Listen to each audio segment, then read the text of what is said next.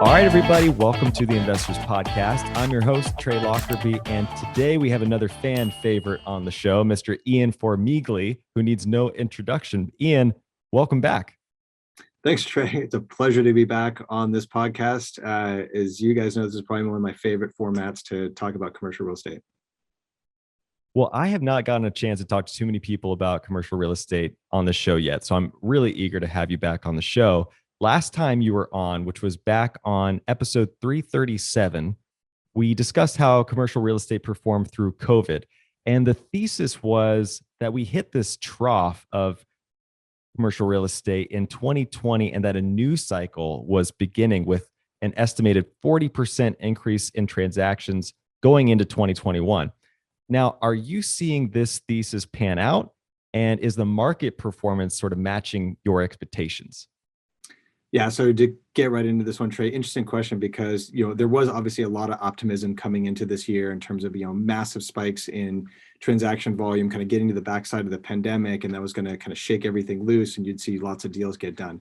So what we've actually seen so far in the first half of 2021 is that transaction volume has not yet expanded at the rate at which groups such as CBRE had forecasted coming into the year. Now, however, I think as we get into this question, I'll talk a little bit about how I do think that there is some hope on the horizon that we're going to see it begin to expand in the second half of the year. So for just to anchor us in the question of like, where was it, where is it now, where do we think it's going? Real Capital Analytics is the best source of data for us to track total transaction volume in the commercial real estate industry. And we've got 21 data up through May. So total volume so far this year through May was about $170 billion. Now that translates into just a 1% year over year growth rate. So really just flat year over year.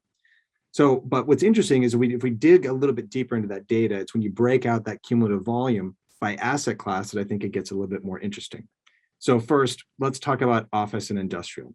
Now, those are the asset classes where transaction volumes are down year over year. Office is down 14%. Industrial is down about 15% year over year, but they're down for like very vastly different reasons. So to get into office, so for starters, office is this asset class that's still working through a massive amount of uncertainty associated really with what the post-pandemic office is going to look like. Right now, how we look at the market is unless you have a highly occupied property with a strong rent roll, with a long lease terms that are in place, and in industry parlance, we refer to that whole roll-up as weighted average lease term.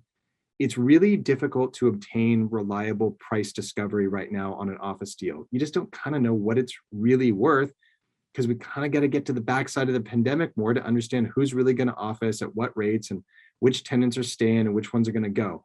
So I think until we get more of that market clarity, we're going to see diminished office transactions. Now, industrial in contrast, that market is as strong and certain as office is weak right now. But the difference there is that pricing for industrial deals has really spiked in 2021. So now I think what we're seeing is we've got certain buyers that are just moving to the sidelines. They can really just no longer make those deals pencil. And then at the same time, the market's so strong that we see sellers as not really highly motivated to transact. More or less, they're kind of putting a deal out there, throwing it up at a new high premium pricing and kind of saying, come and get it. And if you pay my price, I'll sell it. And if not, I'm pretty happy to continue to own and operate it because the fundamentals are really strong. So I think when you combine that together, that dynamic is just really slowing down deal velocity in the industrial side. When we look across other asset classes, retail is off right now about 7% year over year. I do think that transaction volume kind of picks up once we get to the later part of the year. Now, let's talk about some of the bright sides of transaction volume because it's not all down. So for example, we're seeing a strong year-over-year increase in apartment volume transactions, roughly $63 billion through May, and that's up 24% relative to the first 5 months of 2020. And also what's of note, and not really on a dollar basis, but I think just the fact that it's actually starting to happen again, is hotels. The gross numbers are small. We're talking about $1 billion of transactions so far in 2021, but that's up 72% year over year. So we are actually starting to see some hotels trade. I'm kind of bullish on this space as we come out of the pandemic. We're seeing massive amounts of rises, increases in getting out there and going places, and you're seeing TSA throughputs, spike dramatically. We're kind of almost back to some 2019 levels of travel already. So I think you're going to see, hotel transactions really start to pick up later this year as that market really gets going. And so when we take it back to the big picture, and I think an interesting data point, which is just showing up in May, is that May as a month relative to 2020 was up 73% year over year. So now it's fair to say May 2020 was pretty abysmal from a transactions volume standpoint. That was essentially the depths of the pandemic. But it's also fair to argue that January and February of 2020 were really pre-pandemic. So I think that's also skewing some of that flat data that we see year over year. So I think when you roll it all up, I'm still bullish that 2021 volume looks, a chunk larger than 2020 volume, but probably more, perhaps 15 to 20% greater when it's all said and done, relative to the 40% or greater number that CBRE had projected. So just quickly touching on those really high growth rates you just mentioned, I love this joke about like, how do you get a high growth rate annually? Well, you start with a really bad growth rate the year before. And we obviously did that with 2020. So when you talk about like a 70% increase in, the hotel market, you mentioned we're kind of almost back to 2019 travel levels. Is that what you're seeing on a transaction basis for hotels? We're almost getting back to 2019 levels on transactions? No, so transactions are still down precipitously from relative to pre-pandemic.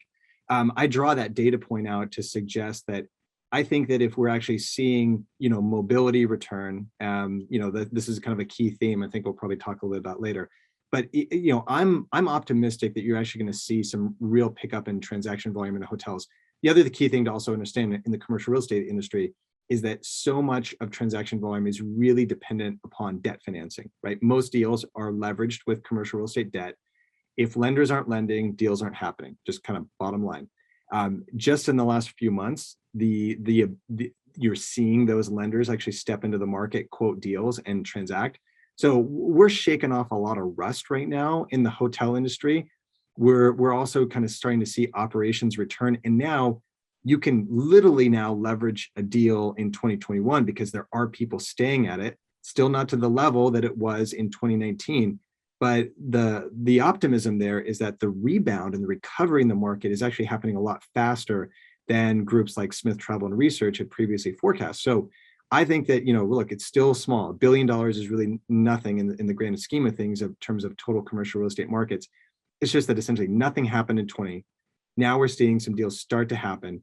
I think you could see that, 10, 15x growth and actually start to see some real transactions happen. And probably by 22, it's going to start to look like, 2019 levels of transaction volume.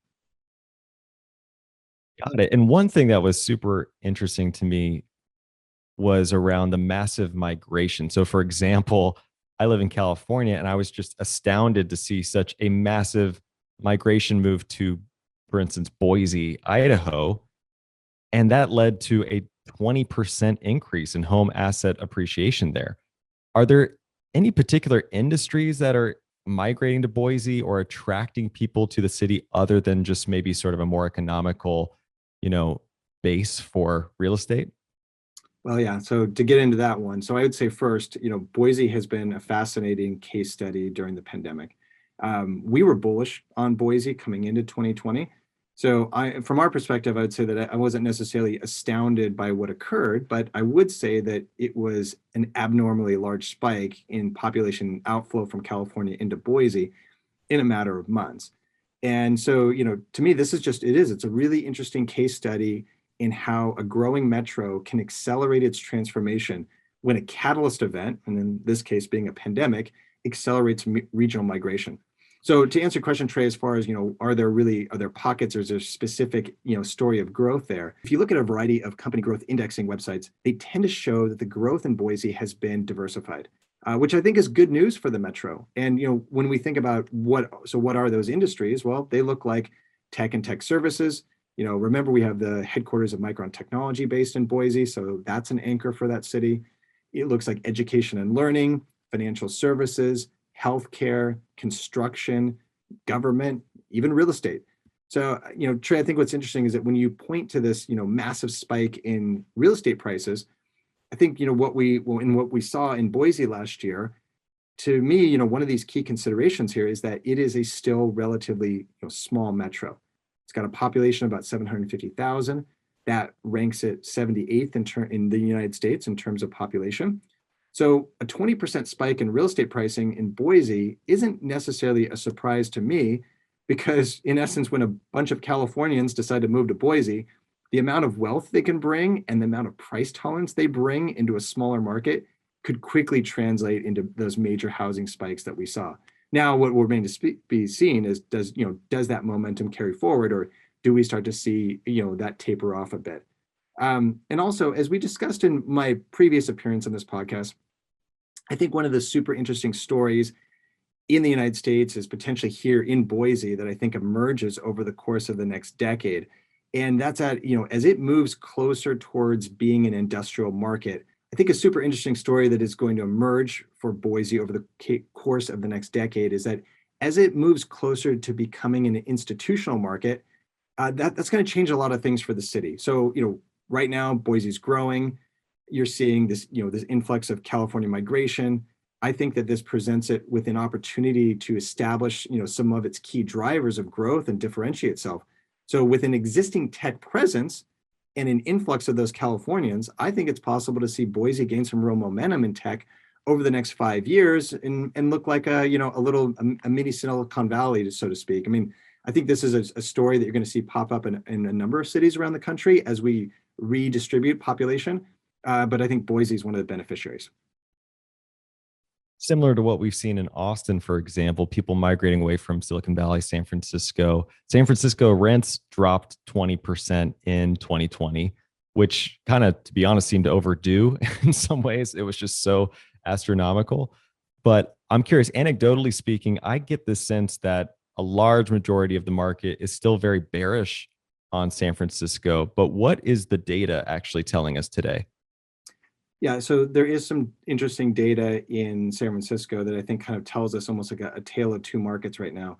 To your point, San Francisco being one of the banner headline cities, along with New York, in terms of being kind of the epicenter of the negative effects of the pandemic. And so the two markets I think really to focus on here are the multifamily market, which I think is what you were just referencing a minute ago, and then the office market. Those are the two key markets that we saw as kind of having the most headline risk. And so when we look at current data, what it's telling us essentially is that the multifamily market is bouncing back in 2021, while the office market is still really struggling. And my personal guess here is that I think that anecdotal, kind of bad vibe out there that's overhanging San Francisco probably still has a lot to do with the office market, because there's really green shoots in the multifamily side that are starting to look okay. So let's get into those and talk about kind of both sides of the market. So when we think about the multifamily market, CoStar's great data in terms of tracking, month over month vacancies, vacancy rates, and rent growth rates. And so what we see right now is still a market it's definitely off the bottom, but it's at the basis of I would say, an early stage of the recovery. Total vacancy rate in San Francisco multifamily right now looks like about 8.4%. And it still is as high as 13% or so for the 4 to 5 star properties. Now, neither one of those numbers are good at a national level. So for example, based on those metrics alone, Green Street ranks, essentially the top 50 markets that it tracks. And San Francisco is kind of coming in right now out of 50th out of 50 markets that it actively tracks. So, it's not in a today good state. But what is interesting is to see how we've seen substantial gains in that market year to date. Vacancy was, really almost as high as 12% market wide last year, and as high as 20% for those 4 to 5 star properties. And that was as recently as the summer of 2020. So if you think about how far we've come in, less than a year, well, I think we're back to some pretty decent absorption. And we can also dig in a little bit further, and we can look at the asking rents, because I think this tells an interesting story too of where the market has come from and where it's back to. So when we look at San Francisco, we know it's a really expensive rental market. Rents topped out at about $4.10 per square foot across all property types in 2019. So very expensive market. Then rents fell market-wide about 15% to around $3.50 by mid-2020. And as you pointed out a minute ago, Trey, like if you're at the high end of that market, you actually saw a deeper drop, that 20+% drop. But what's interesting is that we are now today back or I say back market-wide to about $3.90 per square foot as of July. And at the current rate of recovery and ascent, it's fair to say that we might actually see rents fully recover in San Francisco by sometime in 2022. So on the apartment side, at least, it's pretty clear that San Francisco is a recovering market and its future looks okay.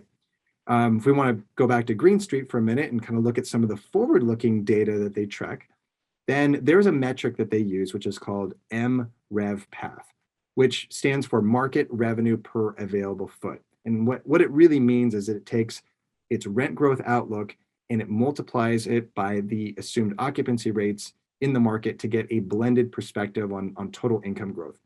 And on this metric, San Francisco currently ranks number 14 out of its top 50 markets. So despite the fact that it's at the bottom of the Green Street rankings today, its outlook on the San Francisco going forward market, at least in apartments, is actually pretty good. So now let's turn to the office market, because this data, unfortunately, is markedly different, let's just say. The last 12 months have been absolutely brutal for the San Francisco office market. It's really kind of hard to characterize it any other way. If we go back to CoStar, according to CoStar, net absorption in the office market is down about 7.3 million square feet. Rents are down about 7.4% year over year. That's actually coming off of further declines in that previous period. And over the last year, they were declining at the fastest rate in the nation. Vacancy today is technically sitting at 13.5%, which isn't necessarily horrible on a national level, but it doesn't really tell you the whole story. And it's also important to note that that vacancy level was sitting around 6% entering 2020. So it's still markedly down on just absolute vacancy. And what that vacancy rate doesn't even account for is this massive spike in sublease availabilities, as lots of tech companies are now realizing they don't need as much space in San Francisco as they used to, and they're putting that space on the market via sublease. So when you take sublease vacancy, combine it with traditional vacancy, like true vacant office space, that total availability rate is now about 19%, and that is bad at the national level. And so really, I mean, I think when you put it together and say there's unfortunately kind of a bit of a perfect storm right now that's still hitting the San Francisco office market. You've got a market that it heavily leans on tech tenants. Most of those workers are still at home. Two, SF tech companies continue to sort out their hybrid office policies. And these are the types of companies that are more likely to rely on remote workers when things settle down in the months and years ahead.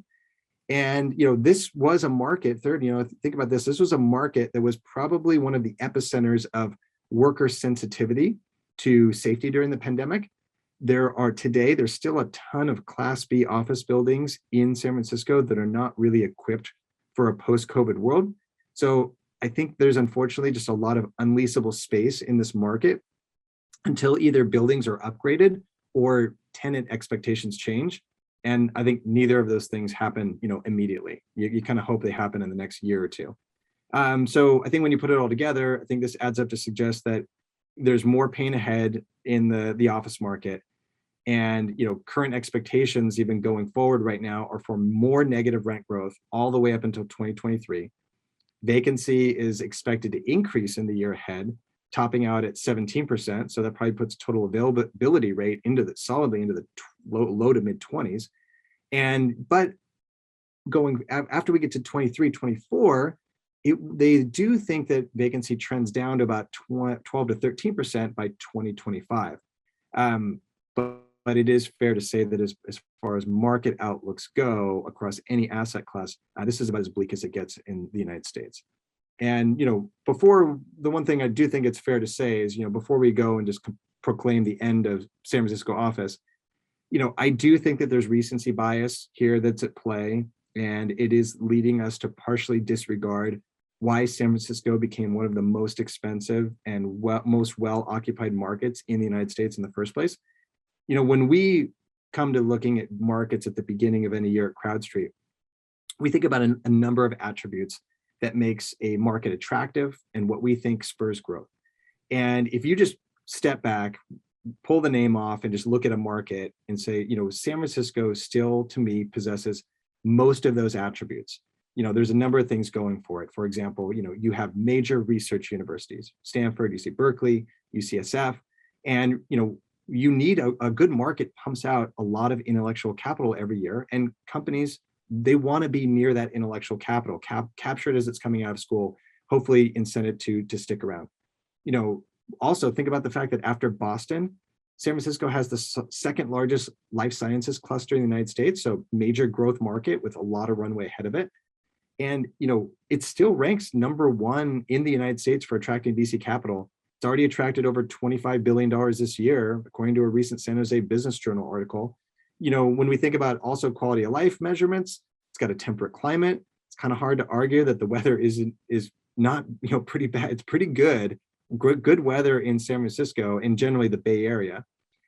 It is a highly land constrained market. I think that's important to note too.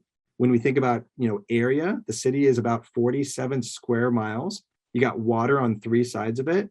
Just to provide some context in terms of how small that is for a major city, Oklahoma City is over 600 square miles. So we're talking less than 10% of the size of Oklahoma City. And then, finally, think about this. It has a major airport and it is the gateway to Asia. So, I could go on some things that are great about San Francisco. I'm a former resident of the city, so I'm probably pretty biased. The market still has a lot of sorting out to do in its office sector, but it's still an amazing city. I think most things in San Francisco look a lot better by 2024. And while I'm not obviously bullish on office right now, I think if the right opportunistic deal showed up, we'd probably take a look at it, and we would definitely start looking at some multifamily deals, coming up in the months for sure. Yeah, and just to add to that, with San Francisco, you're just an hour or two away from things like Napa, wine country, Big Sur, Yosemite. So you've got all these attractions just within arm's reach a little bit, which is probably ties into that as well. Yeah, Central Coast is pretty beautiful. Last time I checked, Pebble Beach is pretty awesome. Well, I'm glad you kind of touched on that hybrid working model, because last time you were on the show, you mentioned a quote unquote new normal of sorts with 10% of employees working remotely, 30% hybrid. So say 3 days a week in the office. Are you seeing that model sustain through the rest of this year? Is it getting more remote, less remote? I know it depends on the market, but just generally speaking, what are you seeing there as far as occupancy? Yeah. So Trey, I think the answer to your question here is that, well, it's a little bit murky, but I think that there's some data out there to suggest that our nation's office work model is maybe roughly trending in that direction. But I think the most recent data that's coming out, these data are suggesting that we're seeing more and more companies move towards a greater hybrid approach. And I think that could change the percentages a little bit in the next couple of years. So let's unpack that a bit. So first, well, I mentioned it's fair to say that the data is a bit murky and it's not fully consistent. There are a number of data points out there that discuss how workers are finding their way back to their office, throughout the summer, and probably expected to do more so after Labor Day. So for example, there's a Gallup poll out there that shows that how remote or hybrid work had trended down from a high of about 70% in April of 2020, down into the mid 50% range as of Q1 2021. And if we extrapolate that a little bit, I'd probably say that would peg, remote or hybrid work at roughly 50% right now. With more companies looking to get workers back into the office later this year, it's certainly possible that the overall percentage could continue to trend down towards that 60% full-time, 30% hybrid, 10% remote worker breakout that we had discussed on the last episode. However, as I mentioned, every time we turn around, I think we hear about another major company updating its office working policy, and it tends to continue to go into the direction of greater flexibility for hybrid work, particularly for the tech companies. We've got Uber that recently expanded its work remote policy. It went from 40 to 50%, and it's even granting workers greater flexibility on how they want to choose that 50% of out of office time. Apple we had heard that they were planning to go into the office, 3 days a week officially after Labor Day. They've moved that back. They're citing that with the Delta variant, uptick in cases, they're going to kind of punt on that decision. So I think just a lot of hybrid flexibility in the future for Apple on a TBD basis. Google had, been trending, really more towards that model. Now they're announcing a plan to let up to 20% of its workforce, remain remote indefinitely. So I think there's some flex there. And, even on the financial sector, we had been seeing companies like Goldman Sachs and B of A and Morgan Stanley call for its employees to return to the office by September. We also know there's some pushback going on there. And I think that you were starting to see some of those companies rethink, how rigid they want to be in their office policies. And I think they're, some of that I think remains to be seen, but I won't be surprised in October if we start to see some changes coming there too. I think overall, when I attempt to kind of synthesize everything I'm reading out there, I'd probably adjust that 60% full-time, 30% hybrid, 10% remote model to probably something more like 50% full-time, 38% hybrid, and 12% remote. But that's just my guess. And, I do think that the Delta variant, and I do think that the Delta variant is the wild card here that could change these trends later this year. Yeah, it makes sense actually if you think about it. Going back to that Boise example with the 20% growth in home prices, I'm sure there are burgeoning industries there, especially the tech movement you mentioned, but there's also that flexibility you mentioned, right? Where people can now say, well, why pay for a 3-bedroom in LA when I can still work or in San Francisco when I can still work at Apple and live in Boise? And so are you expecting to see almost like a flattening of sorts? Just because if that flexibility trend continues to stay strong moving forward, do you think that just sort of almost creates a leveling across the major metropolitan areas with more rural markets at all? Yeah, a really interesting question, because I think now we're going to go into like behavioral economics and say, we know that workers right now are, they like their flexibility. They like the ability to work at home as much as they want, and they're arguing with their employers to make sure that they can continue to do that going forward. And because we're still kind of in the pandemic experiment, so to speak, and we know that you have companies, it's a sensitive time. And so I think you're seeing these companies listen to the employees. We also know that it's hard to attract talent right now. So it's an employees market. So I think that you've as a company, you've got to listen to your people, and you're going to kind of bow to their whims a little bit right now. As we get a couple of years down the road, what we don't know enough right now is that if we have prolonged, periods of remote work, does this really change the collaborative effect? Do we start to see a little bit of, stunting of growth of the younger employees? There's a lot of stuff that's been talked about out there that suggests that being in an office has a lot of benefit to it. And I think that we probably have to experience this a little bit more and get a little bit further down the road, because now if we start to see the stunting of growth of the younger employees, obviously the younger employees are going to want to get back into the office. They're going to be leaning in. Right now, they're kind of leaning out. So, I still think there's this story is, we're only 3 or 4 innings into this story. There's a lot more to come. It'll be pretty fascinating to see what happens later this decade. There's no doubt to me that, a higher percentage of hybrid workforce, like that's a thing. But I also think that there's a little bit of a pendulum that has swung, and it might swing back to a little bit, to the middle over the course of the next year, maybe 2 years. I guess it remains to be seen how that looks. All right. Well, we avoided this catastrophe in commercial real estate with this unprecedented amount of government intervention that obviously helped prop up the market. I was actually amazed to read in your report that rent collections, never dropped below 93% in 2020. Where do we see rent collections today? So, Trey, this year, when we look at rent collections at the national level, and the National Multifamily Housing Council is the best source of this data, you're going to see that collections are pretty flat to almost slightly down for 2021 relative to 2020.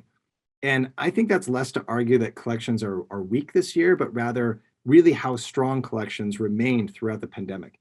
So according to that NMHC data, which is really the best monthly data collection source on national rents, we saw the year start off weaker than 2020, with collections just over 93% for January and February. And that was about 200 basis points lower year over year. So started off a little bit weaker. However, since then, you've seen collections spike up. Now they've averaged about 95.4% from March to June. And that's relative to 95.6% for the same period last year. So now I'd kind of say that we're in the flat zone relative to last year, and those collection numbers are relatively strong. And then, looking ahead is where actually I think the story gets a little bit better for 2021. I think that you're going to see collections remain above 94% for the balance of the year. And I think that stays above 94%, even with the burn off of the moratorium on evictions that will happen later this year. Now, if we go back to last year, we did see that rent collections did trend down as the pandemic, got deeper and deeper in. We saw them go down to that 93% number that you mentioned a minute ago.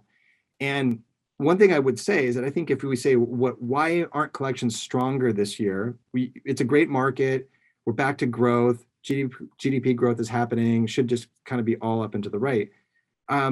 Probably the reason that they aren't stronger so far this year relative to last year is that we've seen a massive amount of rent growth in 2021, 6.2% year over year, according to Green and hitting double digits, solidly double digits in some of the fastest growing markets around the country, like Vegas and Jacksonville and Phoenix, Irvine, California, and Aurora, Colorado, and the Denver metro. So with rents rising fast across the nation, it can become more difficult to pay your rent or pay it, on time.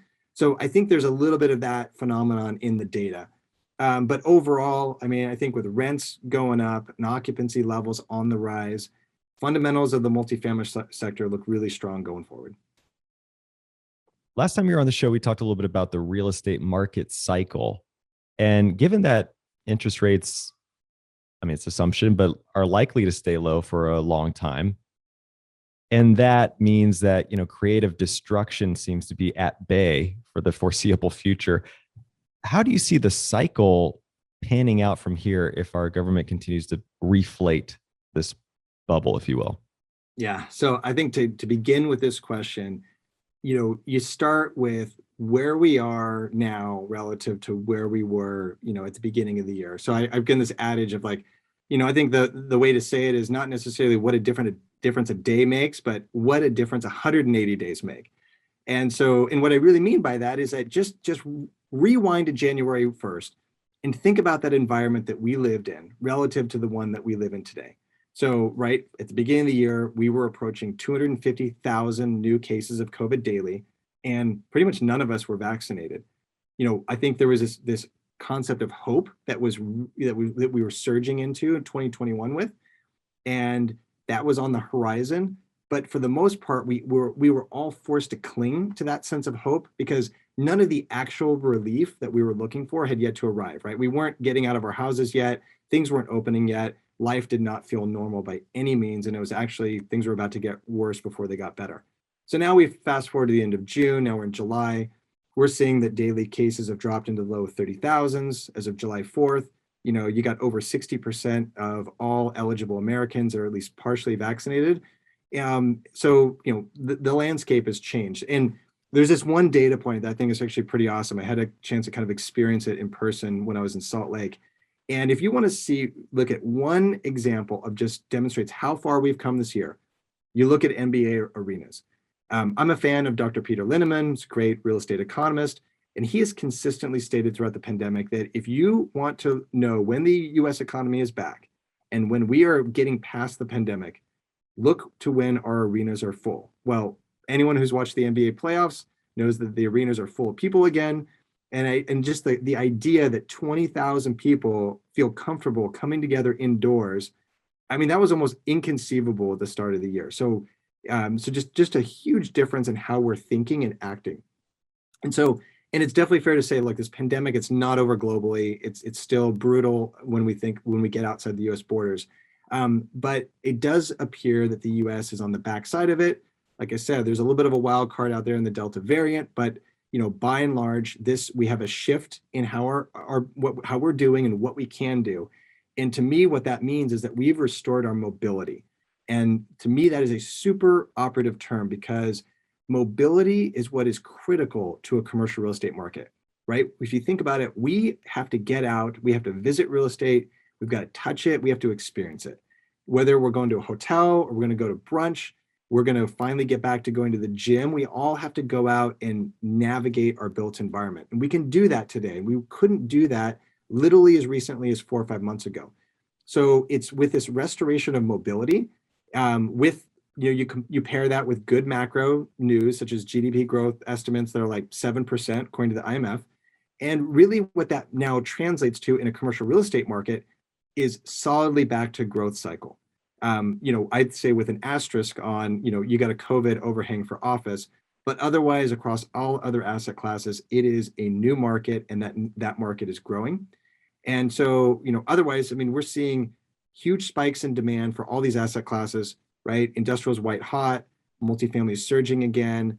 We're seeing, strong NOI growth. We kind of talked about how these, we've got strong occupancy and rent growth in a lot of markets. And as we discussed a few minutes ago, right, we're seeing this massive resurgence in the hospitality sector, which is really kind of amazing if you think about it, given how devastated that space was, months ago. I think, when you add it all up, again, we're back to a solid, multi-year outlook in the commercial real estate market. I think it only gets derailed by an exogenous shock. So, if we do fall back into a pandemic-like environment, but bets are off for a period of months. But otherwise, you are back to a growth market for 2021, and you've probably got a solid 5-year runway at least, if not more. I'm just curious. You mentioned apartments doing incredibly well, and that seems obvious to me to some degree because it seems like that's the easiest thing to underwrite, right? I think that banks are most comfortable with things like apartment complexes, multifamilies. So, which cities, in your opinion, would you be focusing on if your strategy was built around multifamily or apartments? Maybe they benefited from that migration we talked about earlier, but I'm curious, what's driving the cities that you're most focused on? Yeah, so I'd probably say that at Crowdstreet, we believe that the metros that continue to benefit from in-migration and have a strong outlook of growth in this cycle are largely or mostly the same ones that we saw gaining momentum before the pandemic. These are predominantly growing secondary markets, some tertiary markets. And so right now, I'd say that some of our favorite multifamily markets, well, they include places like Raleigh-Durham, Austin, Texas, Charlotte, Salt Lake City. We spent some time in that market recently. I was blown away by what's going on in Salt Lake. Phoenix, strong year-over-year rent growth, inflow, again, major inflow migration from California. We're fans of Southern Florida, particularly like Fort Lauderdale, West Palm Beach, in other Texas markets like Dallas as well. So, and then you say, well, what's the common thread here? These are all markets with stronger than average job growth, which is back to job growth in 2021. In 2020, it was a lack of job destruction. And they offer, on average, better affordability than the average market around the country. I think the exception to that list is Austin, because it's becoming pretty expensive. I do think that you see smaller markets continue to benefit from the increased remote working capabilities that we talked about a few minutes ago. So, of course, I think a market like Boise continues to do well. But overall, I think that there's a tremendous runway of growth that's still ahead of it for these secondary markets. And for us, I think they just continue to outperform over the course of this cycle. All right. And it's, great that hospitality is coming back, obviously. But now you have things like Airbnb, which at a $90 billion market cap is now bigger than Marriott, Hilton, and IHG combined. So knowing that they will continue to be a force to reckon with, should an investor interested in hospitality focus on cities with increased regulation, such as San Francisco, New York, Orlando, and Miami? So I think the answer to this question is those are great markets. I don't necessarily know that the regulation of Airbnb is the driver. So I guess I'll get into that a little bit. But for starters, there's no doubt that increased regulation in some of those major markets, it has served to level the playing field in the hospitality sector for Airbnb, relative to the Hiltons and Hyatts of the industry. I mainly see it as a good thing. I think that this makes cohabitation of Airbnb in a major market with those other traditional hospitality providers as sustainable. And so, ultimately, it's a good thing in the long run. Now, also what I would say is that, Miami, DC, New York, Orlando, and San Francisco, those are some of our favorite hospitality markets right now. But our outlook is not really as much driven by the regulation of Airbnb within those markets, but I think really more so because we see those as markets that are faster than average to recover in 2021, as we're seeing this resurgence in occupancy and average daily rates. Miami right now, it's currently one of the strongest markets in the country. We're really bullish on the Miami hospitality market. Everywhere you look, hotels are outperforming where they thought they would at this point so far in the recovery. And in a market where today in 2021, if you're thinking about new hotel acquisitions, discounts to 2019 pricing are still possible, although they're dwindling in number and also percentage discount. It's the rapid recovery that's going to really translate, I think, into profits this cycle, 3 or 4 years down the road. I mean, this is a rebound story, and you want to harness that by like go where the people go, right? So now let's get into that for a minute. So when we think about which markets that we like to invest in terms of hotels, we do think about those macro drivers. I think Orlando provides kind of an interesting case study in this. So Orlando is a market that in 2019 had 76 million visitors, number one in the country by like a mile. Number two is New York at like 55 million. So like Orlando just gets tons of people coming to it. So as we now start to get out and we start to navigate the country, we're going to quickly, and you're seeing this show up in the data, like Orlando is now seeing massive inflow of people. They're streaming back into the Disney parks now that Disney's open. And, I'm completely confident that we're going to see total visitors to Orlando spike beyond its previous high, in the next couple of years. Who knows exactly when, but I'm definitely bullish on more than 76 million people visiting Orlando in a year during this cycle. So, if you bring it back to Airbnb, sure, like it can take a bite out of a market, particularly the smaller ones. And, I think to your point, the less regulated ones. But I think if you just step back, you focus on the macro drivers, key in on those markets that are going to benefit the most as the world returns to normal. That's how I think you earn returns in the hotel sector, in the coming cycle. Okay, so shifting gears a little bit, I want to talk about the quote unquote silver tsunami. This is, of course, the wave of baby boomers who are reaching retirement age this decade. They, started around 2011. They started hitting 65 up till about 2029. And this is anticipated to translate into all kinds of greater demand for goods and services targeted at the elderly demographic. Where do you see the silver tsunami creating the best opportunities in commercial real estate? So, Trey, to answer this question, I'm going to start by just turning it around and then directly answering. So I'm going to begin by talking about where I don't necessarily see the obvious opportunity to cash in on the silver tsunami right now, and that is today in the senior housing sector. From my vantage point, I think senior housing still has a couple of headwinds attached to it that I don't necessarily see burning off until we get further into the baby boomer demographic boom, that's going to happen kind of like mid 25, 26, 27. So I would say I'm a little bit trepidatious on the space today for the next few years. And so there's kind of two key reasons. The first is oversupply in the sector still today. If we go back to the last cycle, there was a lot of optimism over the growth of the seniors housing sector, and that did translate into some heavy supply coming into the market. I think you saw supply peak at around 7% of existing stock in 2019. So when the pandemic hit, the sector was exposed. You started to see vacancies tick up. And then once the pandemic hit, new movements just froze, right? And it became this source of COVID headline risks. I think we all kind of remember reading about some of these horrible stories about mass infections early in the pandemic. And I think from that point forward, if you didn't have to put your parent into a senior housing facility in 2020, you were prolonging that decision at all costs. And so what that translated into is that at the national level, occupancy sunk to 78.8% in Q1 of this year. That's according to the National Investment Center for Senior Housing and Care. It's NIC.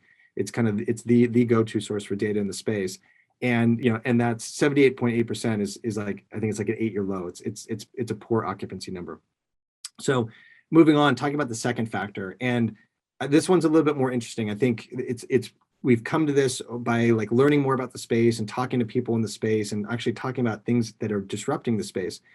And a couple of things here. One is that you have seen the average age of a new move-in of a senior housing resident that has increased from 82 to 84 over the last kind of like 5 to 6 years. Now, over the same period, the average US life expectancy has remained flat. It's almost like down like a fraction of a year. So to me, on average, what that means is that we are seeing a decrease in the length of stay. And I don't necessarily think that was like fully baked into the models of like all the people creating the supply. And so again, that kind of like, that's a further contributor to this kind of excess supply relative to demand right now. And the other factor that is playing into the demand side of the equation is consider the technology. Becoming a new resident in an assisted living project, it's very much a needs-based decision. It's not really a want to, it's like we must. And so with the advancement of new technologies that are increasingly allowing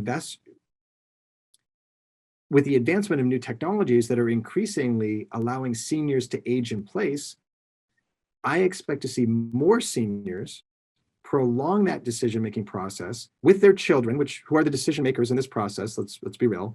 And they're gonna kick that can down the road because they're able to help their mom age in place a couple more years due to the advent of new technology. And so I think that's going to just pick up in the next 3 or 4 or 5 years. I mean, I think that one thing is that don't underestimate the power of how technology can change market, can change a lot of markets. And I think it is changing senior housing market right now. And so to me, this is the possibility of seeing that average age of the new entrant into the senior housing project go from 84 to maybe 85 or 86.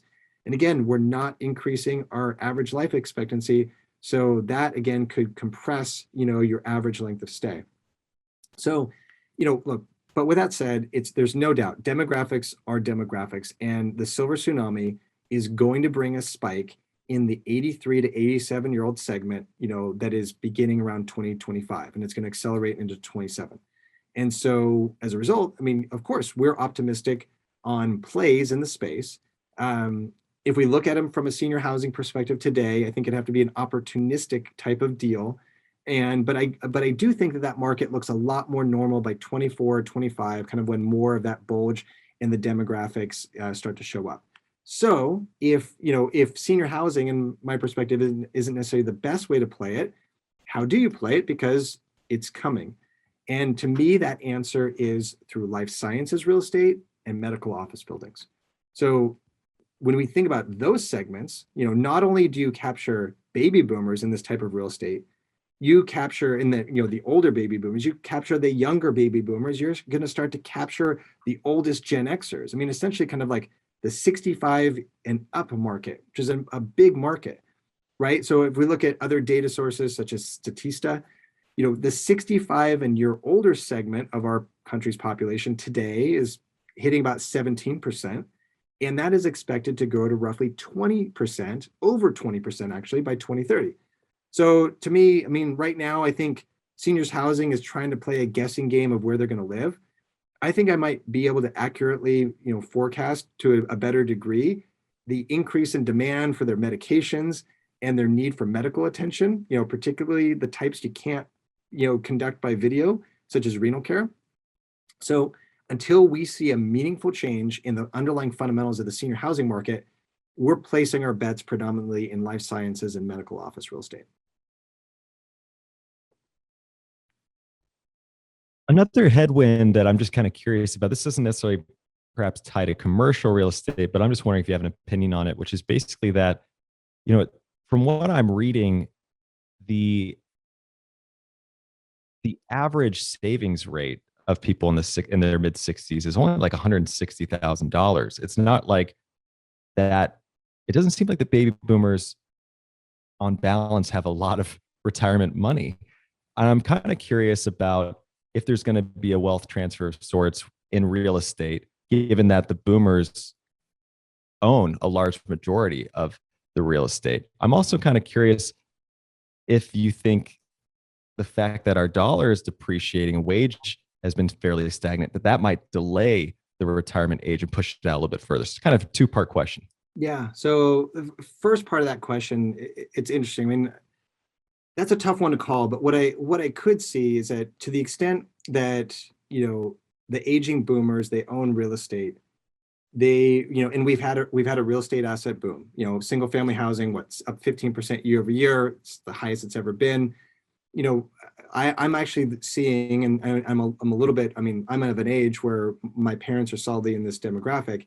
You're starting to see people of that age wonder if today is or in the near future is kind of the right time to monetize some of those. Because if you're getting later in life, for example, and you're sitting on now a tremendous amount more of your total net worth, your remaining wealth to get you through the rest of your life, and that's now in your house. It's now it just tipped that equation. Do you stay in your house? Do you monetize your house? Do you liquidate that? And does that provide you the additional nest egg that you need to feel comfortable for the remainder of your life? I think some of those questions are being wondered about right now. I don't know if there's really enough data to say we're seeing the monetization of the baby boomer houses, but I do think that would be something interesting to watch, in the coming months or year. So, but when it comes to the retirement of the baby boomers, I think the answer to your question, Trey, is it's maybe yes, but I don't know. Like, I see some mixed data out there on the causes of the baby boomer retirement or the rate of retirement that make me think that there's not a real discernible trend. And so, for example, I guess some of what I mean by that is, there's a Pew Research study last year that noted that that we saw this uptick in baby boomers retiring in 2020.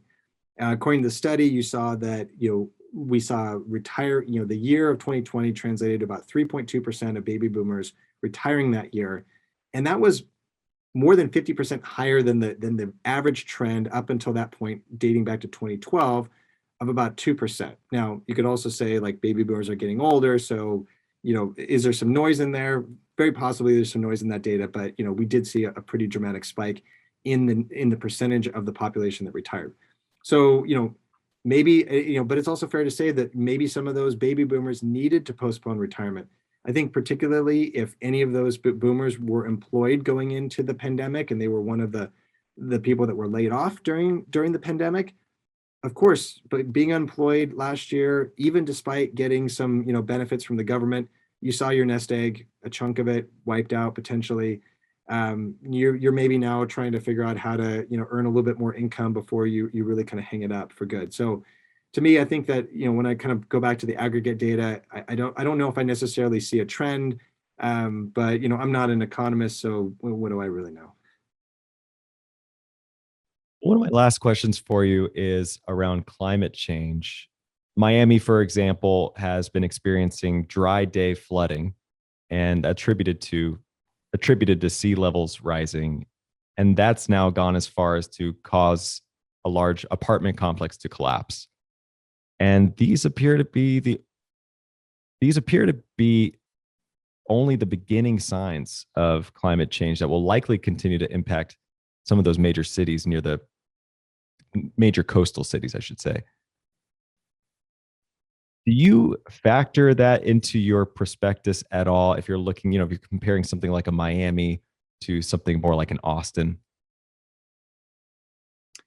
Yeah, so to address, I think there's two interesting parts to this question, and they're somewhat different. So let's just address the first part of your question. So regarding climate change, the answer is yes. We do factor in numerous considerations when it comes to thinking about climate change, and to the extent possible, sensitizing deals to the risks that are associated with climate change. And as we're all experiencing, climate change isn't just one thing, it's like everything now, right? We're seeing more abnormal weather patterns. So, to your point, dry flooding in Miami, flooding in New York City, more frequent and powerful tropical storms. I live out in the West. The West has just got rampant wildfires every summer now. That not only does that translate to a massive degradation in air quality, you wonder about your proximity to the forest fires.